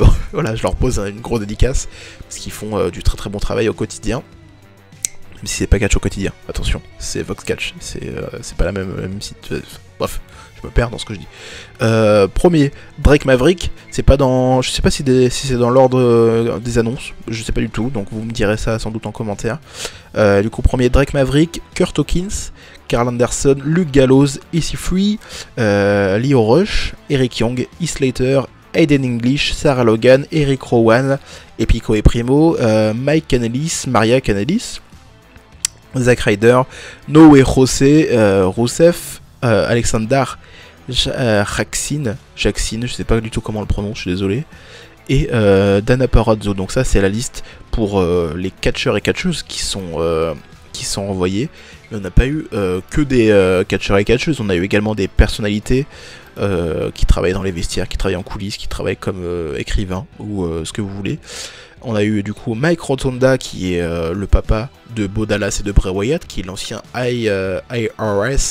IRS du côté de WWF dans les années 80-90. On a Fit Finlay qui est un ancien catcheur et qui travaille en tant qu'officiel depuis plusieurs années déjà. Si vous connaissez pas Fit Finlay, je pense que vous pouvez aller vous attarder sur sa carrière. Voilà, SmackDown pendant la Ruthless Aggression era. Ruthless Aggression, je sais pas comment vous dites. Voilà, c'était quand même un très bon. Et puis le match à WrestleMania 24 contre JBL, c'était quand même très cool. On a Pat Buck, Billy Kidman, qui est un ancien catcheur des années 90 et début des années 2000 également du côté de SmackDown. Lance Storm, qui est lui aussi un ancien catcheur mais un peu plus connu, hein, qui a travaillé à Raw au début des années 2000 et qui a monté son école au milieu des années 2000. Jusqu'à il y a quelques mois d'ailleurs, qu'il a fermé parce qu'il signait avec la WWE. Donc voilà, bravo à lui. Sean Devary, qui est le frère, et aussi un ancien catcheur, qui est le frère à Devary, comment il s'appelle, Arya Devary, qui est à 205 Live. Sean Devary, qui est aussi un ancien catcheur du côté de SmackDown, que j'ai beaucoup apprécié d'ailleurs dans les années 2000, qui avait été lié d'ailleurs avec Mohamed Hassan pour le coup. Kurt Angle, que je ne présente pas. Aiden English, qui est également un ancien catcheur il y a quelques années, qui s'est reconverti en commentateur, on va dire. Scott Armstrong, qui est un arbitre. Mike Chioda, ancien arbitre vétéran de 30 ans d'expérience. Sarah Stock, qui est une entraîneuse d'NXT et aussi une ancienne catcheuse du côté de la TNA. Et Andrea Listenberg, qui fait partie de l'équipe créative de SmackDown et qui était à l'origine de cette magnifique rivalité et histoire d'amour entre Otis et Mandy Rose et du coup Dolph Ziggler. Voilà, j'ai toute la liste. Je vais pas vous parler des officiels parce que les officiels, je pense qu'ils vont se reconvertir dans le rôle qu'ils avaient déjà, donc pour une autre promotion ou alors qu'ils vont signer des autographes dans les conventions. Mais c'est pas vraiment ce qui nous intéresse, on va pas se mentir. Nous on va parler plutôt des superstars licenciés. Ce que moi personnellement je pense de leur utilisation déjà qu'ils avaient à WWE, et ce que j'espère, ce que je veux pour la suite pour eux. Donc du coup Drake Maverick, déjà je vais parler de sa petite vidéo qu'il a sortie sur Twitter qui est très très touchante. Voilà, je pense que tous les gens qui sont attardés sur cette vidéo ont failli lâcher leur larmichette. Voilà, Drake Maverick, c'est un fan de catch, c'est un fan de WWE. Il a réussi à monter sa carrière jusqu'à arriver à WWE. Il a d'ailleurs été très très divertissant du côté de WWE, j'ai trouvé. Hein. Moi, c'est un catcheur que je suis depuis l'époque du bootcamp de la TNA. Donc ça remonte à quand même pas mal de temps, où il était Rockstar Spud, pardon. Il a fait d'ailleurs une très très belle carrière hein, du côté d'Impact. Voilà, accompagné de Dixie Carter, de EC3 aussi, c'était vraiment très très bon. Donc du coup, voilà la vidéo qui nous a tous touchés. Voilà, Drake Maverick pour le coup c'est un cas plus particulier parce qu'il va quand même participer au tournoi pour déterminer le champion par intérim pour léger, sachant que, je le rappelle comme je l'ai dit dans les critiques, c'est des shows, enfin c'est même pas dans les critiques, c'est ce que j'ai dit au tout début de cette partie de vidéo. Les shows sont maintenant en tout cas enregistrés en live. Donc du coup, le tournoi n'est pas préenregistré, il va poursuivre son cours de manière live. Donc Drake Maverick a été annoncé dans ce tournoi. Il a été renvoyé et il va réapparaître à WWE alors qu'il est renvoyé, donc du coup il va apparaître en tant qu'agent libre. C'est très étonnant. C'est très étonnant. Je pense que c'est la première fois qu'on voit quelque chose comme ça, hein, du côté de WWE. Donc c'est très très étonnant. J'espère pour lui qu'il va quand même toucher un gros cachet, un gros pactole pour pouvoir attendre ses prochains mois de manière assez sympathique. D'ailleurs, Drake Maverick, c'est l'exemple même qui prouve que, comme on l'a vu sur, j'ai vu par-ci par-là, où apparemment les mecs qui ont été renvoyés, c'était des mecs qui parlaient déjà de partir de la WWE, donc pas du tout. Un Drake Maverick, il voulait pas du tout partir de WWE, c'est son rêve. Bon, lui d'être WWE, c'est son rêve. Hein. Il aurait pu, on lui aura dit, tu vas être dans une gimmick où tu vas être nettoyeur balayeur, tu vas récupérer les chiottes. Il aura dit, ok, avec plaisir, vraiment. Voilà, c'est le bon représentant, comme on peut dire. Et du coup, voilà, ça me brise. Parce que je connais sa carrière, je connais un petit peu le mec qui se cache derrière le personnage. Hein, pas parce que je le connais personnellement, mais parce que voilà, en suivant la carrière de quelqu'un depuis le début, forcément on s'intéresse sur les interviews, les choses comme ça. Et on est plus investi derrière lui. Et du coup c'est le cas derrière Drake Maverick, j'étais très très investi, je sais que c'est un très bon catcheur, même s'il l'a pas du tout prouvé du côté de WWE, mais c'est un très très bon catcheur poids léger, ça c'est pas non plus un truc incroyable, hein, mais c'est un très bon catcheur quand même. Il a un personnage très très marrant, il l'a déjà prouvé hein, autour de cette rivalité avec R-Truth pour le titre 24/7. Voilà, je pense que c'est pour moi c'est l'un des noms, en tout cas qui me touche le plus. Pas que je sois plus étonné que ça qu'il soit renvoyé, parce que ça c'est déjà plusieurs mois qu'il était même plus là, mais parce que je sais que c'est quelque chose qui est important pour lui. Ce que j'espère pour lui dans le futur, alors ça va compléter ce que je vais dire avec un autre catcheur. Drake Maverick, j'aimerais bien le voir du côté d'une grosse promotion et vraiment mis en avant, pourquoi pas avec un autre catcheur dont je vais parler plus tard. Parce que les deux ont un énorme potentiel, je sais qu'ils sont extrêmement amis dans la vraie vie, avec désormais d'ailleurs le nouveau champion universel qui est Braun Strowman. Tous les trois sont des très très bons amis dans la vie en dehors du catch, donc dans la vie civile. Et du coup j'espère le voir avec un autre catcheur dans une grosse promotion. Personnellement j'aimerais que ce soit AEW, parce que je pense que c'est un catcheur qui s'y prête à ce côté un petit peu... un petit peu second degré que AEW aime bien présenter avec des personnages comme Orange Cassidy. Et je pense et j'espère pour lui que ça partira du côté d'AEW. Personnellement d'ailleurs je pense qu'il va rester du côté nord-américain. Pourquoi pas faire un petit passage au Mexique vite fait. Mais voilà, je vois pas du tout son avenir au Japon par exemple. Peut-être de retour en Angleterre, mais il n'y a pas non plus de promotion en Angleterre assez mainstream qui s'y prête à ce genre de caractère de personnage. Donc voilà. Du coup on a Kurt Hawkins également. Kurt Hawkins qui est à son deuxième renvoi du côté de WWE. Il a déjà été licencié il y a plusieurs années. Il a fait son petit bonhomme de chemin en indépendant. D'ailleurs il s'est fait un très très grand réseau hein, d'amis en dehors. Je sais que Kurt Hawkins c'est pas quelqu'un qui fascine tant que ça. Pour moi c'est étonnant parce que c'est un très très bon catcheur. Et surtout quand on entend parler de lui, on entend toujours parler de lui en bien. Donc Kurt Hawkins c'est quelqu'un qui, quand il est parti de WWE, il a fait 2-3 piges par-ci par-là. Et il s'est du coup lié avec des catcheurs indépendants qui n'étaient pas à WWE à cette époque-là, qui n'étaient pas non plus dans des grosses promotions. Parce que c'était à l'époque il n'y avait pas non plus de AW et choses comme ça. New Japan commençait à monter, mais voilà. Et du coup, il a aidé beaucoup de gens, ne serait-ce que pour voilà, avoir des bookings par-ci par-là, pour se loger, pour faire la route avec lui, des choses comme ça. Donc voilà, on a eu, il me semble qu'il y a Trevor Lee, qui est maintenant avec Cameron Grimes du côté de NXT, qui sont devenus très très bons amis. Il a fait un très bon tour du côté de la Global Force Wrestling, qui a vraiment jamais commencé, de Jeff Jarrett, et qui du coup a été lié avec Impact TNA, à l'époque du remaniement de TNA en Impact. Voilà, il a eu un très très bon run, c'est un bon catcheur, je pense qu'il est sous-estimé, je pense que d'ailleurs c'est plus vraiment un catcheur qui est dans la meilleure forme de sa vie, mais c'est un catcheur qui réussit très bien à présenter ce qu'il doit présenter. Et moi personnellement, je le trouve très très sympathique, je le trouve très charismatique. Voilà, je sais qu'il y a beaucoup de gens qui sont sans doute pas fans de Kurt Hawkins, voire pas du tout, qui s'en contrefous. Mais Kurt Hawkins, allez voir ce qu'il a fait avant son premier renvoi, tout simplement, quand il était accompagné de Zack Ryder, par exemple, quand ils ont fait leur début. Donc du coup, il a fait quand il était en équipe avec Zack Ryder à tout début, juste avant d'être accompagné par Edge. Ensuite, quand ils ont accompagné par Edge, et qui sont devenus les Edgeheads, donc les têtes d'Edge, qui l'ont accompagné pendant un bon moment. C'est d'ailleurs là, moi, où je les ai connus personnellement, j'ai trouvé ça très très cool. Et puis également, il a eu une équipe, une sorte de rivalité équipe avec un catcheur, sans doute vous vous rappelez pas du tout, mais c'est Tyler Rex. Tyler Rex était à la ECW, juste avant qu'elle se fasse supprimer au profit de NXT. Mais voilà, Tyler Rex était un très très bon catcheur aussi, et les deux ont eu une équipe qui était plutôt chouette, qui faisait vachement années 90, début des années 90, hein, c'était des sortes de go-go dancers, mais c'était quand même très très correct et très très cool. Et surtout, moi, à l'époque de Kurt Hawkins avec le pantalon et le sort de canne, là, je trouvais ça super cool. Voilà. Donc je vous invite vraiment à aller voir cette période-là. Il me semble que c'était en 2013-2014 peut-être. Si jamais vous voulez un petit peu plus vous attarder sur la carrière de Kurt Hawkins et vous dire oh, putain, c'est dommage qu'il n'était pas forcément mis en avant parce que c'était quand même un bon catcheur assez charismatique. Donc voilà.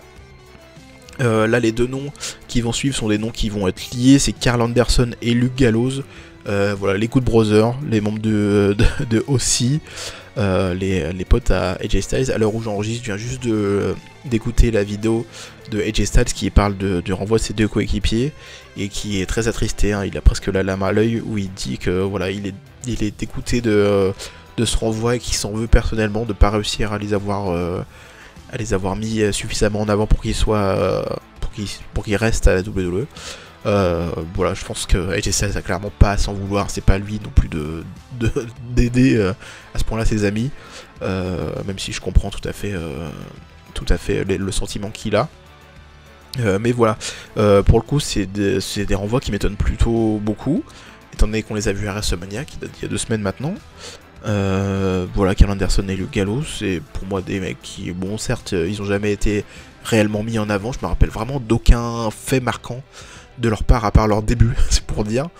Mais voilà, c'est des catcheurs qui ont servi à clairement, ouais, enfin, c'était au début où la WWE commençait à vraiment voir à mal la New Japan, donc ils ont profité d'un petit peu de ça et qu'ils avaient les moyens pour récupérer des mecs comme AJ Styles, Shinsuke Nakamura et du coup Karl Anderson et Luke Gallows qui sont venus tous les 4 en même temps.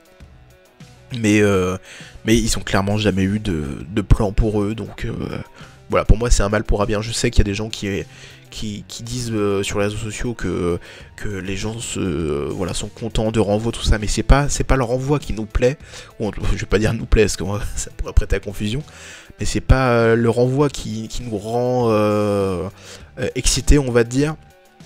C'est les perspectives d'avenir pour eux qui nous rend excités.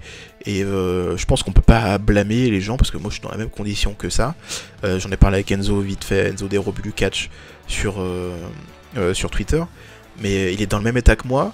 C'est qu'on est excité de cette période-là, la période des renvois qui a pas eu lieu depuis plusieurs années maintenant.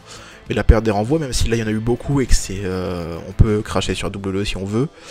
Et ce sera justifié, je pense, hein, mais la période de renvoi, c'est quelque chose qui nous excite parce qu'on a envie de voir ce que les mecs vont devenir après.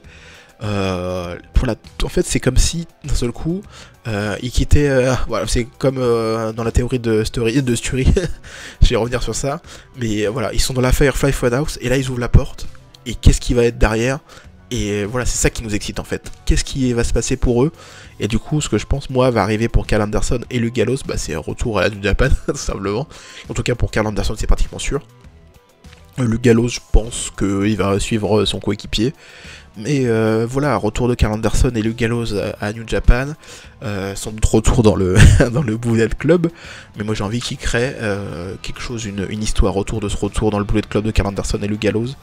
Moi je sais que c'est une sorte de fantasme que j'ai depuis plusieurs mois maintenant, c'est qui est lié à une sorte de petite rivalité, on va dire, autour de Bullet Club, où en fait les originaux, mais vraiment les originaux, hein, quand je dis originaux, c'est pas Luke Gallows, parce que Luke Gallows c'est pas un original, c'est les originaux qui sont du coup maintenant, maintenant 3 avec Karl Anderson. C'est du coup Karl Anderson, enfin à la base ils étaient 4. Donc du coup on avait, pour rappel ceux qui n'ont pas suivi la création du Bullet Club, à la base c'était Prince Devitt, donc Finn Balor, Karl Anderson, Tama Tonga, et du coup le dernier qui est Bad Luck Fale. Donc du coup moi j'aimerais bien que après son retour, ou pendant son retour à Karl Anderson du côté de la New Japan, et sans doute du côté de Bullet Club, on ait une réelle dissension on va dire dans le groupe, où on voit du coup les 3 originaux qui restent, donc Bad Luck Fale, Tama Tonga et Karl Anderson, qui se positionnent comme les leaders on va dire, ou en tout cas comme les mecs qui sont essentiels au groupe. Pourquoi pas même récupérer le titre A3 là, je sais même pas pourquoi il existe encore ce titre, mais récupérer le titre A3 et vraiment créer de l'intérêt en disant voilà, on est toujours le Bullet Club avec tous les autres autour, mais nous on est les champions A3 et on est les originaux du Bullet Club, et ça ce serait très très cool. Concrètement pour le Gallows, à part suivre son coéquipier, je le vois pas du tout faire autre chose.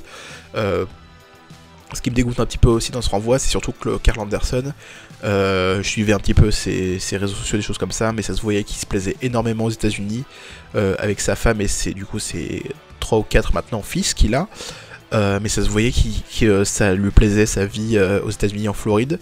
Donc est-ce qu'il va rester en Floride, est-ce qu'il va bouger de temps en temps au Japon directement pour retourner à New Japan?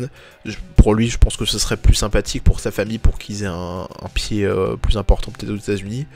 Et pourquoi pas même d'ailleurs catcher en indépendant aux États-Unis, Karl Anderson, ce serait sympathique. Parce qu'il est actuellement dans la meilleure forme de sa vie. Voilà, je sais pas si vous avez remarqué, je sais pas si vous connaissez le Karl Anderson d'avant, mais concrètement, Karl Anderson il est dans la meilleure putain de forme de sa vie. C'est incroyable, il est tellement in shape, comme on pourrait dire, que j'ai envie de voir ce mec réellement important, et surtout à New Japan, je pense que ça peut être très très cool. Voilà. Maintenant j'arrive au tour de EC3, qui va rejoindre ce que j'avais dit avec Drake Maverick, parce que les deux j'aimerais qu'ils partent du côté de la AEW, et qu'ils forment un duo, une sorte de duo un petit peu avec de la comédie, mais aussi en mode serious business. Ce qui me fait, je vais pas dire peur, mais ce qui m'intrigue un petit peu, c'est du coup depuis ce renvoi EC3 sur les réseaux sociaux, lui je pense qu'il était prêt mentalement à ce renvoi. D'ailleurs ça faisait très longtemps qu'il n'était pas utilisé, et d'ailleurs pour moi son deuxième run du côté de la WWE, parce que son premier run, pour ceux qui ne le savent pas, c'était sous le nom de Derrick Batman, où il était le rookie de Daniel Bryan à NXT, et d'ailleurs il a même apparu du côté de NXT Nouvelle Formule. Mais voilà, son deuxième run pour moi il est totalement oubliable. Il a rien fait de notable, voilà, il a rien fait, c'était nul. Et pourtant, je vais le dire ici, ça va sans doute étonner certains, mais EC3 c'est pour moi l'un de mes catcheurs favoris. Voilà, c'est l'un de mes catcheurs favoris, tout simplement parce qu'il a tout. C'est un catcheur complet. Déjà physiquement il est incroyable, il a affûté comme rarement on voit des catcheurs aussi affûtés que ça en 2020 sans prendre de produits, je le précise bien. Mais également il est très bon en comédie, il se débrouille très très bien au micro, en tant que face ou heel il est très très bon. Voilà, c'est vraiment incroyable, pour moi c'est l'un des catcheurs les plus sous-estimés de ces dernières années facile. Et du coup j'aimerais bien le voir du côté des W avec Drake Maverick. Pourquoi pas former une sorte de duo comique business serious. Ça pourrait être très très cool. Du coup ce que je disais qui me dérangeait un petit peu, c'est que du coup sur les réseaux sociaux depuis son renvoi, EC3 c'est du coup renommé en Essentiel Caractère Free, donc EC3. Et du coup il s'est rasé les cheveux, il se laisse pousser un petit peu la barbe, la moustache. Il dit maintenant je me concentre que sur moi-même, je vais être focus à 100%, et il a l'air d'être toute la journée dans sa salle de sport, ou en tout cas chez lui en train de faire du sport, mais voilà, il a l'air de, je sais pas si ça le touche plus que ça, mais j'ai l'impression que ce deuxième run à WWE l'a littéralement brisé. Mais vraiment brisé, quand je dis brisé, c'est pas mode broken EC3, mais c'est que ça l'a brisé dans ce qu'il voulait accomplir en tant que catcheur, en tant que performeur. Et je comprends tout à fait, parce que il a été, concrètement lui, ça a été le catcheur qui a été ramené du côté de NXT, du côté de WWE, uniquement pour faire en sorte qu'Impact ait un talent en moins, un talent important en moins. Et après ça, ils ont rien fait du tout. La dernière chose, et d'ailleurs la seule chose notable qu'il ait fait dans le roster principal ici, c'est sa rivalité avec Dean Ambrose, enfin oui, Dean Ambrose encore quand il était Dean Ambrose, juste avant qu'il parte, avant le WrestleMania de l'année dernière. Donc c'est pour vous dire que le mec a plus servi à rien depuis février 2019. On est actuellement en avril 2020. C'est incroyable. Mais je trouve ça très dommage et je suis surtout pour le coup, c'est le genre, comme Drake Maverick, c'est le genre de mec qui me... Déjà, je suis investi derrière eux, mais qui me font dire, putain, WWE, c'est quand même pas les rois en termes de relations avec les talents. Voilà, faudra peut-être qu'il revoie la chose. Hein. Lui, pour le coup, celui qui s'occupe des relations talents, peut-être qu'il aurait dû être envoyé, hein, parce que là, voilà. On passe au suivant. J'ai pas pu m'attarder sur Icy Free parce que c'est vraiment quelque chose qui pourrait me prendre beaucoup plus de temps. Mais voilà, le prochain catcheur, c'est Lio Rush. Lio Rush qui, pour le coup, ça m'étonne pas. Il a toujours eu des problèmes de comportement, parce que c'est quelqu'un qui a un gros melon, je vais le dire concrètement. C'est quelqu'un qui se prend pas pour de la merde, qui a des faux raisons, hein, parce que c'est un très très bon catcheur, et au micro il se débrouille aussi très très bien. Mais pour moi, ça m'étonne pas du tout. Ça faisait déjà un moment qu'il faisait rien. Il a voulu rester chez lui depuis le début du confinement Covid-19 pour rester avec sa femme et ses enfants. Et c'est tout à fait honorable. Et malheureusement, il a décidé de rester chez lui. Et du coup, quand ils ont annoncé les catcheurs pour le tournoi pour déterminer le champion par intérim poids léger, il dit putain, je lui suis pas, comment ça se fait? J'ai envie de lui dire, mais frérot, c'est normal du coup. Enfin, t'as dit tout là, c'est chez toi, donc voilà. Donc voilà, Lio Rush, pour moi, c'est un très très bon catcheur. J'étais persuadé d'ailleurs qu'il avait un petit peu revu son comportement depuis son retour à NXT, là où il a remporté le titre d'ailleurs poids léger Cruiserweight assez rapidement. Mais apparemment pas, parce que du coup, il est toujours assez insupportable. Voilà, je pense que c'est quelqu'un qui a des choses à prouver aux gens et qui a envie de prouver aux gens qu'il est quelqu'un de bon.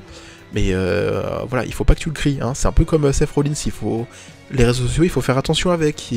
Tu peux être voilà, sur les réseaux sociaux, tu peux être qui tu veux. C'est dommage que tu aies décidé d'être un gros con.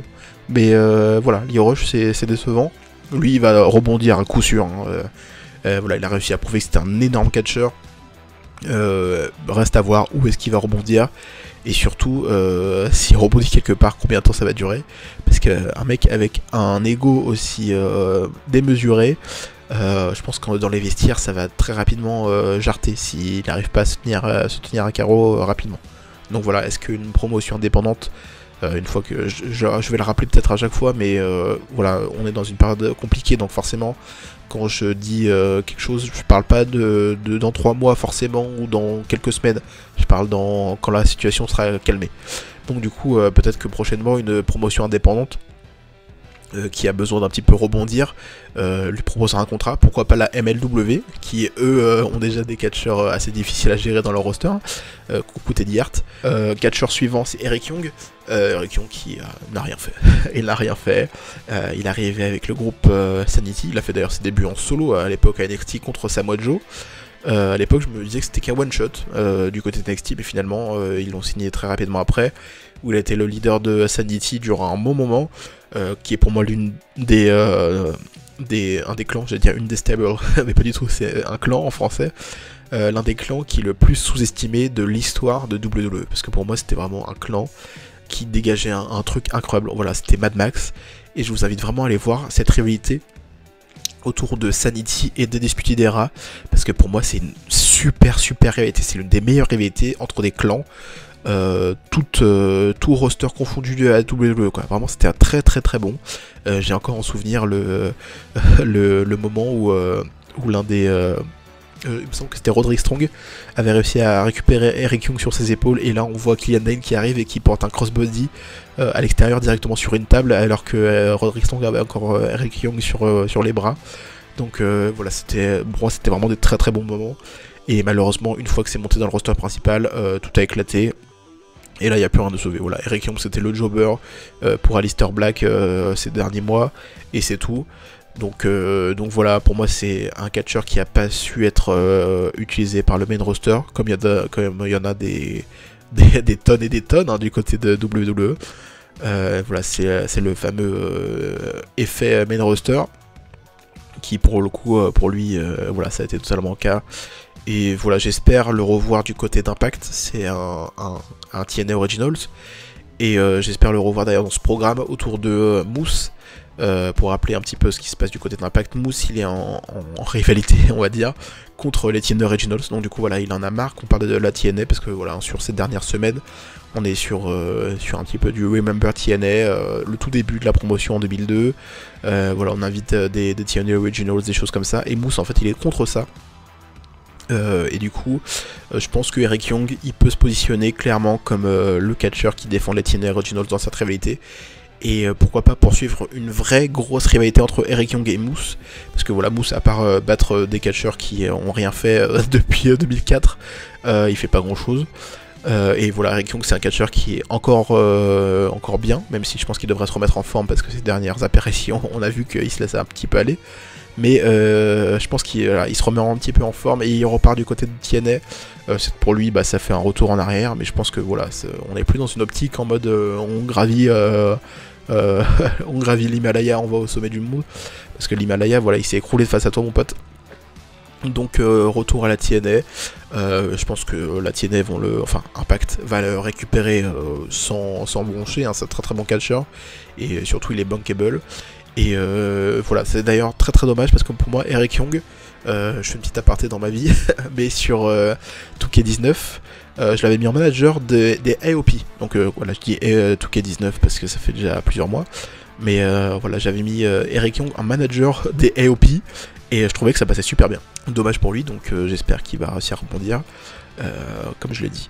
Heath Slater, ça c'est étonnant, un petit peu, tout simplement parce qu'il est apparu il y a quelques jours sur les réseaux sociaux de WWE pour féliciter Drew McIntyre pour sa prise de titre. Voilà, c'était très, très émouvant. Il parlait de la maman de Drew McIntyre qui est décédée et qui disait qu'elle serait fière de son fils. Heath Slater et Drew McIntyre sont très très amis hein, dans la vraie vie. Donc voilà, c'est étonnant, on se renvoie maintenant, mais lui aussi ça faisait des mois et des mois qu'il faisait rien. Pour le coup, lui, c'est l'un des catcheurs que je vois le moins rebondir derrière, parce que bah, c'est un pur produit WWE, hein, c'est un mec qui a commencé à la FCW et qui a suivi toute sa carrière à la FCW. D'ailleurs, pour ceux qui sont du coup abonnés au network, parce qu'il n'est plus gratuit désormais, allez voir ce reportage sur la FCW, parce que c'est un très très bon reportage. Moi qui suis fan, je vais le dire, hein, qui suis fan de la FCW et tout ce qui est produit de développement, le reportage sur la FCW, ça m'a... Bon, certes, ils sont allés très rapidement sur certaines choses, mais c'est un très très bon reportage, et du coup, dedans, on voit les débuts d'Heath Slater, et on voit qu'à l'époque, c'était l'un des mecs les plus importants de la FCW. C'est d'ailleurs là où je l'ai connu moi, où il avait ses grands cheveux roux et qu'il avait un petit peu un style de rocker et tout. Et moi personnellement j'ai toujours trouvé ridicule parce que voilà. mais voilà, c'était un catcheur qui était très très important à la FCW, qui a jamais réussi à le devenir après, mais parce qu'il a un manque de charisme assez évident, je pense que tout le monde est au courant. Mais voilà, je suis pas sûr qu'il réussisse à rebondir derrière, parce qu'il est formaté en fait, il est totalement formaté WWE, donc rebondir derrière c'est plus difficile. J'aimerais vraiment me tromper pour son cas. Est-ce qu'il va jouer avec ce personnage de j'ai besoin de ce job, j'ai des enfants, comme il l'avait fait à l'époque de SmackDown, quand il y a eu le brand split. Si je parle du nez, c'est tout à fait normal, je suis malade. Donc du coup, quand il l'a fait à l'époque du brand split, ou après il a réussi à se trouver Rhino en tant que coéquipier pour devenir les premiers champions par équipe de SmackDown. Est-ce qu'il va jouer sur ça? Est-ce qu'il va plutôt partir un petit moment pour se remettre grave en forme et vraiment avoir un personnage un petit peu plus travaillé, un petit peu plus sérieux? À voir. J'espère me tromper sur son cas, mais je pense vraiment qu'il va pas réussir à rebondir, à part catcher dans des promotions indépendantes, voilà, devant 50 personnes. Et je pense vraiment pas que c'est quelqu'un qui va pouvoir rebondir. Je pense qu'il va pouvoir jouer de son nom et de son statut d'ancien WWE pour pouvoir se faire inviter sur des promotions et pouvoir gagner de l'argent. Mais je suis pas sûr que ça soit durable dans le long terme si s'il trouve pas quelque chose d'autre que juste son nom et qu'il n'apporte pas de plus-value à ce qu'il est. L'autre catcheur, c'est Aiden English. Pour le coup, lui, ça m'étonne assez parce que j'étais convaincu qu'il était officiellement commentateur de 205 Live. Et voilà. Mais voilà, il est plus, je pense qu'il est plus dans les papiers. Je pense que on va aussi avoir des coupures dans ces groupes-là, hein, dans les commentateurs, les choses qui sont pas forcément essentielles. Et du coup, Aiden English qui est renvoyé. Je vois pas forcément ce qu'il peut apporter de plus. Je pense que lui, pour le coup, il se destine pas forcément à une suite en tant que catcheur. Parce que maintenant, je pense qu'il est totalement dans le commentary. Donc je pense qu'il va partir, pourquoi pas, être commentateur pour une promotion indépendante ou une autre promotion. Ou peut-être qu'il va travailler dans des talk shows, des choses comme ça. Plus dans voilà, pas directement sur le ring. Je pense que voilà, il va se débrouiller avec le micro. Et je pense que ça peut bien marcher pour lui s'il arrive à bien gérer la suite. Première femme de cette liste, et pas des moindres, même si c'est pas forcément une très bonne catcheuse, c'est Sarah Logan. Sarah Logan qui s'est fait détruire à Monday Night Raw cette même semaine par Shayna Baszler. Le match qui a été arrêté parce que Shayna Baszler a tapé dans le bras à l'envers de Sarah Logan. Sarah Logan qui est également la femme de Eric ou Ivar, je sais plus lequel est lequel du coup, qui fait partie du coup des War Riders. Et du coup voilà, elle se fait renvoyer. Voilà, je pense qu'on n'avait plus de plan sûr pour elle depuis un bon moment déjà. Elle a fait son retour il y a quoi, il y a... Bah non, elle a même pas fait son retour, c'est juste qu'elle n'était pas utilisée. Voilà, il y a une sorte de mini-rivalité autour des anciens membres de Riot Squad juste avant l'Elimination Chamber. Et voilà, c'est tout. Sinon, elle s'est fait humilier par Charlotte Flair à de nombreuses reprises pendant la période du Royal Rumble. Et c'est tout. Voilà, elle a rien fait. C'est pas une catcheuse incroyable. C'est même pas une bonne catcheuse, pour tout dire. Hein. Voilà, c'est une catcheuse qui est là. C'est tout. Mais voilà, je suis pas étonné de ce renvoi. J'espère qu'elle va pouvoir rebondir. Pour le coup, j'aimerais bien la voir du côté de la Ring of Honor. Je sais que son mari a déjà des contacts du côté de la Ring of Honor. Ils ont eu un très très bon run en tant que champion Ring of Honor à l'époque. Erika Ivar qui était Hanson et Hero et qui étaient les War Riders, les War Riders, les War Machines. Je sais même plus, ils ont tellement changé de nom, je me rappelle même plus. Mais voilà, je sais qu'il a des contacts du côté de la Ring of Honor, donc pourquoi pas les utiliser pour que sa femme puisse devenir une catcheuse régulière du côté de la Ring of Honor, surtout que la division féminine de la Ring of Honor, ils ont besoin de catcheuses, et surtout de catcheuses d'expérience, parce que même si Sarah Logan n'est pas une excellente catcheuse ni une bonne catcheuse, c'est une catcheuse d'expérience, et qui surtout sur ring, elle est toujours très correcte, elle ne met pas en danger ses adversaires, et c'est toujours très correct, donc voilà, pourquoi pas un petit peu plus travailler son personnage, ou vraiment mettre un petit peu en avant. Ça pourrait être très très cool. J'ai juste peur qu'elle fasse un petit peu doublon avec Maria Maniac, je sais pas comment elle s'appelle, mais une catcheuse de Ring of Honor qui est en réalité avec Bully Ray en ce moment. J'ai un petit peu peur parce qu'elles ont un petit peu le même style voilà, de vestimentaire, tout ça, mais je pense que ça peut quand même bien marcher pour elle du côté de la Ring of Honor. On va passer au fameux c'est qui Eric, c'est qui Rowan, Eric Rowan, qui, je sais, ça attriste beaucoup de gens de la communauté de ces salles catch. Mais voilà, c'est un catcheur qui n'est pas bon, à part le fait qu'il y ait une barbe rousse, il n'a rien pour lui, il faut vous l'avouer. Tout le délire autour de lui, d'ailleurs, c'était assez marrant, je trouvais. Mais voilà, comme on dit, les blagues les meilleures sont les plus courtes. Donc Eric Rowan, c'est ciao. Et pour le coup, lui, c'est pas un bon catcheur, quoi. Donc je sais pas comment il va rebondir. Est-ce que l'ancien Luke Harper, Brody Lee, maintenant du côté de la AEW, il va réussir à booker son pote? Je ne sais pas. Sachant que d'ailleurs Brody Lee l'a dit dans une interview assez récente qu'à la base il détestait Eric Rowan, c'est-à-dire qu'il se détestait au début de la Wyatt Family. Donc je sais pas si ils seront en meilleurs termes, je pense qu'ils sont en meilleurs termes qu'avant, mais est-ce qu'ils sont en suffisamment bons termes pour que Brody Lee se permette de parler d'Eric Rowan aux Young Bucks et à Cody? Je pense pas, sincèrement je pense pas. Je pense que Brody Lee c'est quelqu'un qui sait faire la différence entre le personnel et le professionnel. Et pour le coup, Eric Rowan, même si personnellement ils sont peut-être amis, professionnellement parlant, c'est pas du tout un bon catcheur. Donc puis en fait ça va servir à rien. Voilà, il va servir à rien. Voilà, à part qu'il est grand et qu'il est roux, il sert à rien. Voilà. On va passer aux deux cousins, Epico et Primo. Voilà, quoi dire de plus? La dernière fois qu'ils sont apparus, c'était en novembre 2018. 2018, j'ai bien dit 2018. Avant les Survivor Series. Voilà, c'est pas grand chose à dire de plus. Ils vont retourner chez le papa de Primo et l'oncle d'Epico, qui est le gérant de la WWC ou CW, je sais plus, enfin une promotion de Porto Rico, qui est d'ailleurs alliée avec la WWE. C'est l'une des rares promotions qui est alliée avec la WWE. Ou du coup d'ailleurs Carlito, le frère de Primo, catch encore. Donc voilà, je pense que pour eux ça va juste être ça. La suite, il n'y a rien d'autre à dire autour de ces deux catcheurs qui étaient déjà pas présents depuis plus d'un an, faut le dire. Voilà. On passe au couple, Mike et Maria Kanellis, Mike Bennett désormais, parce que ce n'est pas son vrai nom, Kanellis je le rappelle, à Alba c'est Mike Bennett.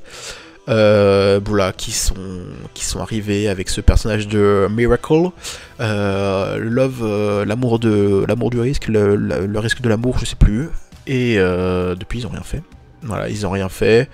Mike Kanellis était revenu depuis quelques mois du côté de 205 Live. Mais voilà. Je sais que je vais dire quelque chose qui va sans doute en faire râler si vous écoutez encore jusque là. Mais j'ai envie de dire cher. Tout simplement parce que pour ceux qui ne savent pas cette histoire, Mike Kanellis et Maria Kanellis, je souhaite à personne de se faire envoyer, hein, mais voilà, faut quand même remettre les pendules à l'heure. Mike Kanellis et Maria Kanellis avaient re-signé un contrat avec WWE, c'est il y a quelques mois maintenant. Un très très bon contrat, très, très lucratif, hein, 5 millions par an, c'est pas rien. Et tout le monde déjà était étonné, parce qu'on va dire mais pourquoi ces deux-là signent un contrat aussi énorme. Et du coup ils ont signé ce magnifique contrat. Et ils ont ensuite annoncé, il me semble que c'était il y a un an maintenant, peut-être, quelque chose comme ça. Et ils ont ensuite annoncé que Maria était enceinte, donc du coup ils pouvaient pas être présents à la télé. Chose qui se fait pas, bien sûr, ton employeur, je sais que WWE, ils ont beaucoup de tort, mais pour le coup, quand t'es enceinte, tu dis à ton employeur que t'es enceinte, surtout avant de signer un nouveau contrat. Je sais que, voilà, fourberie de scapin, tout ça, mais quand même, faut pas déconner. Et donc du coup, ils ont signé ce contrat, et ensuite ils ont annoncé que Maria Kanellis était enceinte, donc du coup, difficile, voilà, ils voulaient prendre un petit peu des congés, tout ça. Et WWE, bien sûr, voilà, c'est pas non plus c'est pas non plus des saints. Donc ils se sont vengés, et ils se sont vengés d'une très belle manière en mettant Mike Kanellis et Maria Kanellis dans un programme où du coup, le programme que vous connaissez sans doute, Maria Kanellis a dit que Mike Kanellis n'était pas le papa de son bébé qu'elle avait dans son ventre. Suite à ça, voilà, on a eu Maria Kanellis qui est devenue championne 24/7, Mike Kanellis qui l'a récupéré la ceinture. Tout ça, le retour de Rousseff l'année dernière, voilà, où Maria avait dit que c'était lui le papa, des choses comme ça. Et puis du coup, voilà, suite à ça, Mike Kanellis est tombé dans l'oubli, il est revenu à 205 là, il y a quelques mois, et Maria Kanellis n'a rien fait du tout. Elle s'est occupée de leur enfant, tout simplement, qui avait vu le jour. Et voilà, il n'y a rien de chose à dire de plus. Personnellement, moi j'aimerais bien les avoir du retour à la Ring of Honor. Je me fais du fantasy booking. Hein. Voilà, le main booking du Fatal 4-Way, c'est moi qui le fais ce soir. Ou cet après-midi ou ce matin, c'est pas quand vous regardez la vidéo. Donc du coup, j'aimerais les revoir du côté de la Ring of Honor. Même si ça m'étonnerait parce que Mike Bennett il a un petit peu beaucoup craché sur Ring of Honor après son départ.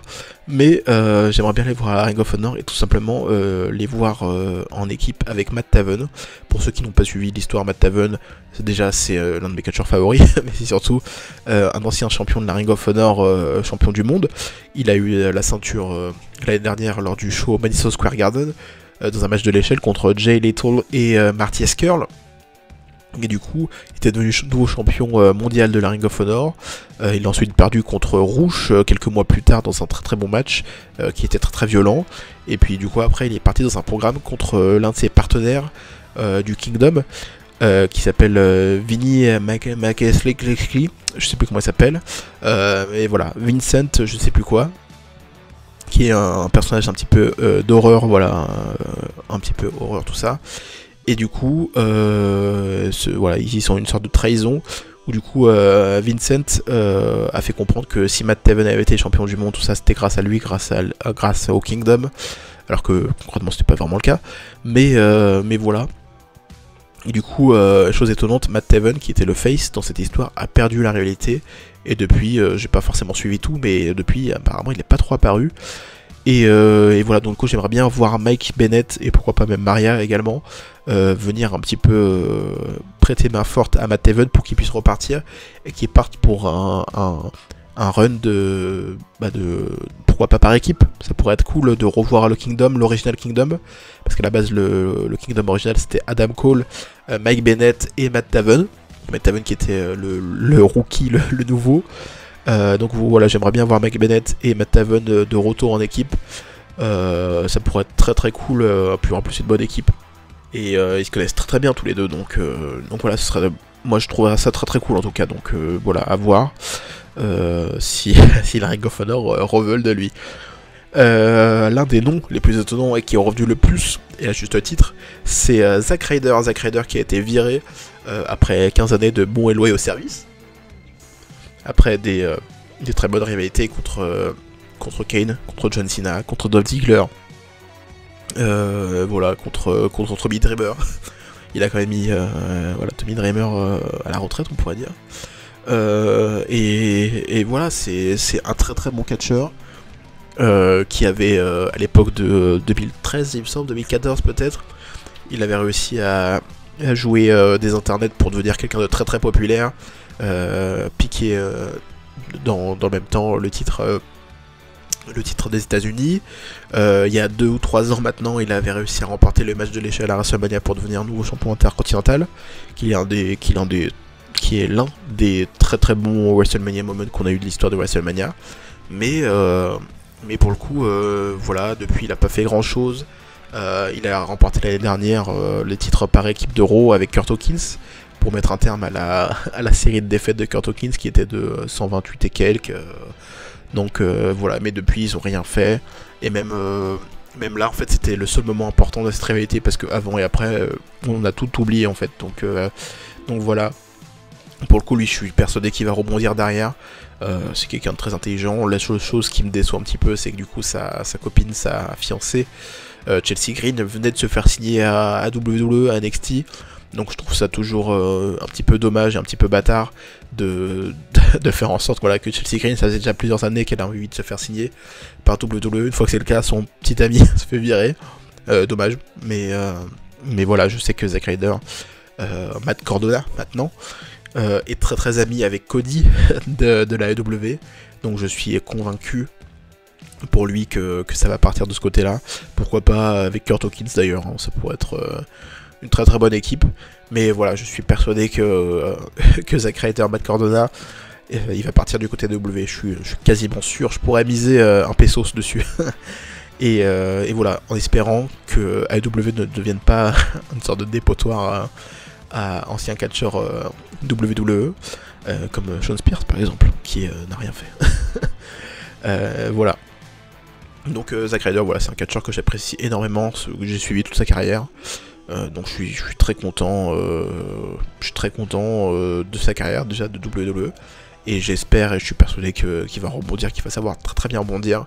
La seule chose qui m'attriste pour lui, après c'est d'un point de vue personnel, mais chacun fait ce qu'il veut avec son argent comme on dit, mais Zack Ryder c'est quelqu'un qui collectionne énormément de figurines et de produits, on va dire jouets, des années 80-90, et en fait tout ce qu'il gagnait pratiquement partait dans ces choses là quoi. Donc pour lui, vivre sur des économies là, ça va être peut-être difficile ces prochains mois, donc voilà, faut faire attention aussi avec ton argent. Après je sais que voilà, les Américains, c'est pas la même mentalité. Et d'ailleurs bravo à eux, hein, voilà, ils ont de l'argent, ils en font ce qu'ils veulent, comme nous d'ailleurs, on en fait ce qu'on veut. Mais voilà, moi je suis quelqu'un de plutôt serein dans ma vie. Donc voilà, on sait jamais de quoi l'avenir est fait, et je pense que cette semaine nous l'a très bien prouvé. Donc voilà, hâte de le voir du côté d'AEW en tout cas. Le prochain, sur lequel j'ai pas trop m'attarder, c'est No Way José. Voilà, il a jamais rien fait. Je suis pas persuadé qu'il fasse grand chose après. C'est quelqu'un, même s'il a un très très bon gabarit, parce qu'il est assez grand, il fait pratiquement 2 mètres quand même, hein, le bouc on dirait pas comme ça. Voilà, c'est pas un catcheur incroyable, c'est pas un personnage incroyable. voilà, faut qu'il se recrée quelque chose. Noé Rosé, s'il veut repartir dessus, déjà faut qu'il change son nom, parce que Noé Rosé c'est pas possible quoi, c'est marrant 2 secondes, mais voilà. Et voilà, faut qu'il change son personnage, mais vraiment du tout. Voilà, faut qu'il rase sa gouffa, voilà, faut qu'il change tout, et qu'il reparte à zéro, qu'il reparte encore plus fort, parce que pour moi c'est un catcheur avec un bon potentiel, voire même un très très bon potentiel. Et voilà. Le catcheur suivant, et ça aussi ça a fait beaucoup parler, mais lui par contre on le voyait déjà depuis un moment, c'est Rousseff. Rousseff qui a déjà demandé sa libération depuis un moment, qui d'ailleurs lui pour le coup l'a mis directement sur Twitter. Il a dit c'est bon les gars, je suis parti, à plus, avant même que l'annonce officielle soit faite. Donc voilà, il avait l'air assez serein avec cette idée là. Il part pas avec Lana, il part pas avec sa femme, voilà. Rousseff, je sais qu'il va très bien rebondir. Je sais que j'ai dit juste avant que j'espère que la W va pas devenir un dépotoir à ancien WWE. Mais pour le coup, Rousseff, je pense que c'est un mec qui irait super bien à la WWE. Je pense qu'il peut très bien rebondir. Il est actuellement aussi dans une très très bonne forme physique. Il a l'air d'être assez serein avec sa vie globalement. Donc voilà, faut qu'il en profite, faut qu'il profite de ce fait qu'il y a encore beaucoup de gens derrière lui. Et que voilà, c'est un très très bon catcheur, il est encore dans une très très bonne forme physique, je pense qu'il peut très très bien en profiter. Et c'est très dommage que WWE, avec l'ego qu'ils ont, n'ont pas voulu profiter de ce Rousseff Day, plus que ce qu'ils ont fait, parce que c'était pas vraiment très très bien utilisé. Et voilà, c'est dommage pour WWE, mais c'est tant mieux pour Rousseff qui va repartir dans des nouvelles aventures qui je pense vont être encore mieux. Là on va parler d'un catcheur qui est sans doute le catcheur le moins connu des gens qui ont été renvoyés, qui est pour moi l'un des catcheurs qui avait peut-être le plus de potentiel.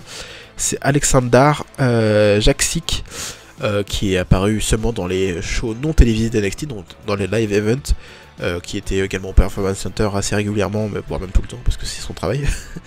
Et voilà, donc déjà ceux qui ne le connaissent pas, n'hésitez pas à googliser son nom.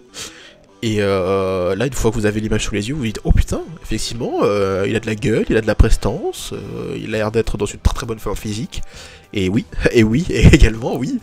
Alors, je pourrais pas vous dire ce qu'il a fait précédemment, parce que je crois qu'il a une carrière assez jeune, il est d'ailleurs même assez jeune. Il me semble qu'il a un début de vingtaine d'années. Je suis en train de googliser ça en même temps que je vous parle, oui bien sûr, toujours de l'impro.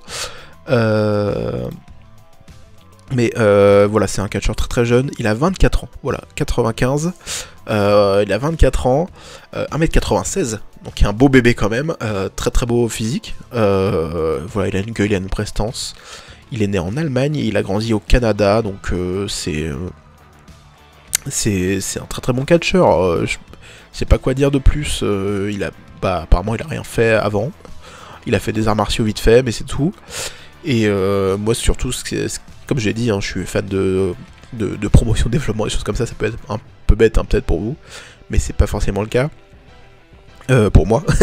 Mais pour moi c'est quelqu'un qui avait un énorme potentiel, un mec de 24 ans qui fait 1m96, qui est très bien affûté, qui a une gueule de beau gosse. Je pense que c'est, en fait pour moi il a coché toutes les cases du mec WWE qui peut réussir. C'est voilà, c'est concrètement ça. Donc du coup il a été renvoyé, malheureusement pour lui. J'espère qu'il va très vite rebondir, et pour moi c'est le genre de catcheur qui peut très bien rebondir, et qui peut même se faire re-signer par WWE dans plusieurs années, une fois qu'ils auront compris qu'en fait ce mec là, il est incroyable, parce que toutes les promotions indépendantes auront misé sur lui, et eux auront vu que c'est un mec incroyable, auront misé sur lui, et du coup WWE va sans doute s'en mordre les doigts dans les prochaines années, peut-être, j'ose l'affirmer. Mais pour moi c'est vraiment le mec qui a un énorme potentiel, qui a été voilà, on lui a coupé l'herbe sous le pied, on lui a pas du tout donné sa chance, alors qu'il aurait pu vraiment être incroyable. Et le dernier nom de ces catcheurs-catcheuses qui ont été renvoyés, c'est Dauna Purrazzo. Voilà, Dauna Purrazzo qui a été jobbeuse tout simplement depuis qu'elle est à NXT, et même à Raw. Elle a jobbé contre Nia Jax récemment, contre Asuka aussi. Voilà, elle n'a pas eu le temps de prouver ce qu'elle valait. J'en avais parlé d'ailleurs assez récemment de Dauna Purrazzo dans mes critiques d'NXT, où j'affirmais que que au bout d'un moment vous allez voir que c'est une très très bonne catcheuse, qu'elle a une prestance incroyable, que c'est vraiment l'un des futurs de la division. Évidemment pas du tout, mais voilà, pour elle c'est dommage. Mais je pense que c'est quelqu'un qui est mentalement très forte, donc elle va pas être attristée plus que ça de ce licenciement. Pour petite information, Donna Purrazzo, c'est la compagne de Marty Scurll. Marty Scurll qui est membre de l'élite et également leader de Villain Enterprise, et maintenant aussi booker en chef, scénariste en chef en français de la Ring of Honor. Donc logiquement ça part du côté de la Ring of Honor, et je pense que ça peut être la tête d'affiche, mais voilà, même sans hésiter, Donna Purrazzo c'est la tête d'affiche à mettre pour la division féminine de la Ring of Honor, parce que la meuf, elle a tout. Voilà, elle a déjà plusieurs années derrière elle de catcheuse. Elle catche très très bien, elle a un très très bon physique, elle est jolie, elle sait bien parler au micro, donc elle peut tout faire. Donc pour moi, c'est la numéro 1 à mettre quand t'as une division féminine en construction. Et bon, effectivement, le fait qu'elle soit amie, qu'elle soit la petite amie de Marty Scurll va sans doute ça a beaucoup aidé aussi, mais elle a concrètement rien à prouver à personne, et surtout pas à des gens qui pensent que c'est juste la copine de Marty Scurll, parce que c'est pas le cas. Donna Purrazzo, c'est une très très bonne catcheuse, et j'espère pour elle qu'elle va pouvoir partir dans une division qui va mieux la considérer que ça. Et j'espère juste pas du côté de l'AEW, parce que je pense que voilà, je pense que pour elle ça va pas marcher. Je sais pas, je pourrais pas vous dire vraiment pourquoi, mais je pense pas que qu'à AEW ça va marcher plus que ça. Je pense que il y a quelque chose qui va pas réussir à coller entre les deux. Peut-être parce qu'elle est surtout concentrée sur un ring, et que pour moi, après c'est vraiment dans ma tête, peut-être que c'est moi qui me fais des idées, mais pour moi AEW c'est pas que du in-ring. Et surtout du côté de la division féminine, hein, je vais pas dire que en termes de ring on n'est pas non plus voilà, on n'est pas sur des 5 étoiles, mais pour moi la Ring of Honor, en tout cas leur credo pour moi ça a vraiment été surtout du ring, même si ces derniers mois, ces dernières années ils nous ont prouvé que c'était pas du tout le cas, et qu'ils ont essayé vraiment de partir sur le divertissement plus voilà, divertissement disons à la WWE. Mais pour moi, dans ma tête, et ça restera sans doute toujours, la Ring of Honor c'est un produit in-ring. C'est vraiment pour des catcheurs et catcheuses qui font du très très bon in-ring, et pour moi Donna Purrazzo c'est une très très bonne catcheuse in-ring, donc elle peut prouver à la Ring of Honor que c'est une très très bonne catcheuse, et en plus elle peut porter la division féminine très très facilement, parce que voilà, la division féminine de la Ring of Honor, concrètement il n'y a personne qui peut la porter pour l'instant, dans leur division en tout cas. Donc voilà, moi je vois bien son avenir, en tout cas là-bas. Voilà, c'est un très très bon podcast, un très très long.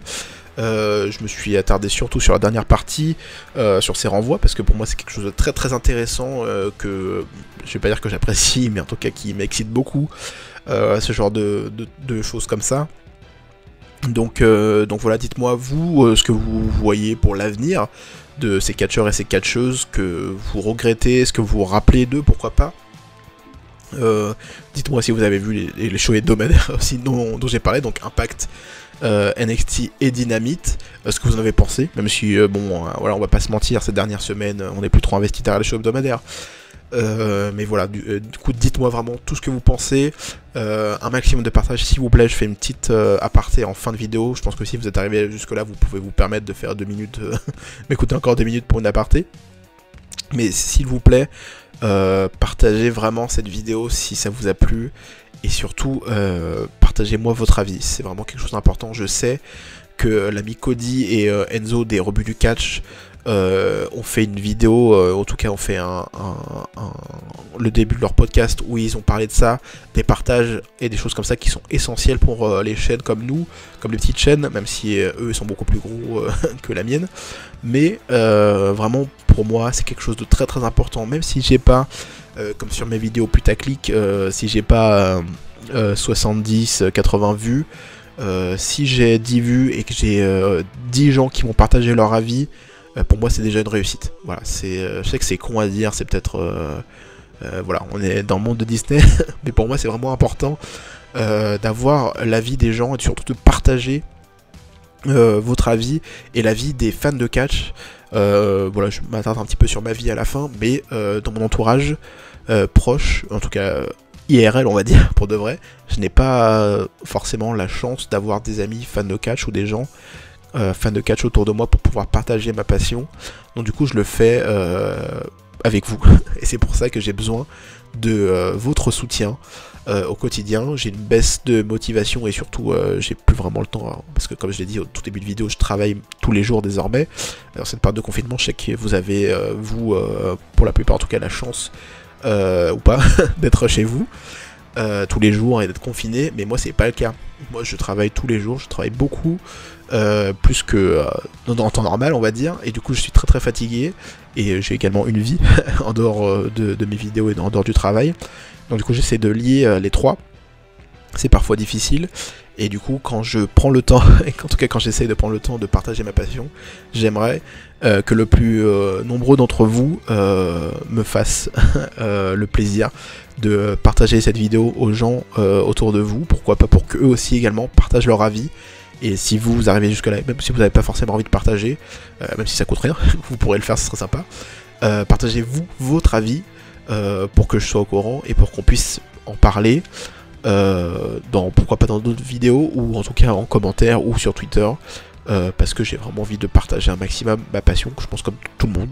Donc voilà, on se quitte ici après cet aparté un petit peu longuette, voilà, c'est le podcast du dimanche. Je pense que je vais partir sur un petit peu sur un format comme ça. Je vais essayer de les sortir tous les dimanches matins, pour que vous ayez, voilà, soit vous regardez le matin en vous levant, soit dans la journée ou quelque chose comme ça. Mais voilà, j'ai envie de partir sur un format un petit peu plus, voilà, une vidéo par semaine, parce que comme je l'ai dit, j'ai plus forcément le temps. Et voilà, je pense que ça peut aussi, voilà, en format d'1h30, une fois par semaine, je pense que c'est pas trop non plus, hein. Je pense que tout le monde peut se le permettre, d'écouter 1h30 de vidéo pour une semaine, voilà. Merci à vous, et on se dit à la semaine prochaine pour le prochain podcast du dimanche. Bisous.